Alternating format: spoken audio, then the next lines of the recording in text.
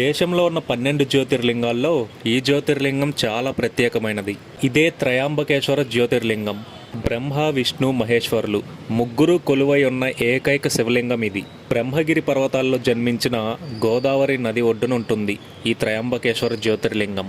మీరు చూస్తున్న ఈ పర్వతాలే ఆ బ్రహ్మగిరి పర్వతాలు. ఈ త్రయాంబకేశ్వర ఆలయంలో ఒక అతి పెద్ద రహస్యం దాగి ఉంది. అదేంటంటే, భూమిపైన ఉన్న శివలింగాలన్నింటికీ లింగం భూమి పైకి ఉంటే, ఈ జ్యోతిర్లింగానికి మాత్రం లింగం భూమి లోపలికి ఉంటుంది. ఇదే ఆ జ్యోతిర్లింగం. దర్శించుకోండి. ఇంతకీ ఈ జ్యోతిర్లింగం ఎక్కడ ఉంది, ఎలా వెళ్ళాలి, ఈ డీటెయిల్స్ అన్నీ కంప్లీట్ వీడియో చేసి మన ఛానల్లో అప్లోడ్ చేశాను, చూడండి. ఈ వీడియో మీకు నచ్చితే లైక్ చేయండి, మన ఛానల్ని సబ్స్క్రైబ్ చేయండి.